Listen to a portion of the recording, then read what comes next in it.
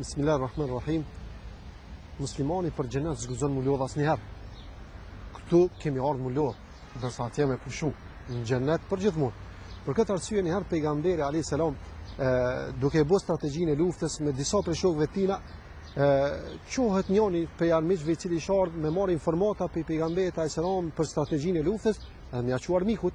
Tashmasi largohet ai po thot pejgamberi sa ky ke shpion.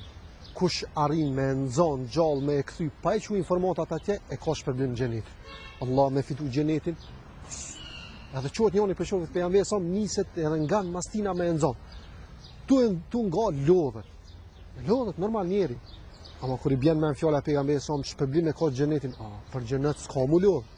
Edhe anis me nga edhe më shumë, edhe shkon e nxen. Kur e nxen ai pi thot çore, sa dush të paguaj, çfarë dush çmimi lë vish lëshon.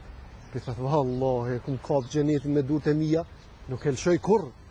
Për këtë arsye edhe ti që e ke gjetë rrugën e vërtetë, që e ke gjetë rrugën që të çon në xhenet, mos u lodh. Dije se këtu kena ardhur mu lodh, ndërsa në xhenet kem mu knosh të pushu, atje s'ka lodhje, atje s'ka dëshpërim, atje s'ka mërzi. Atu ka thonë Allahu ka çka syni se ka po, çka veshi se ka ndëgju, edhe çka mendja njerit nuk mundet me imagjinu. Zoti na bëf për banorët e xhenetit. Assalamu alaikum wa rahmatullahi wa barakatuh.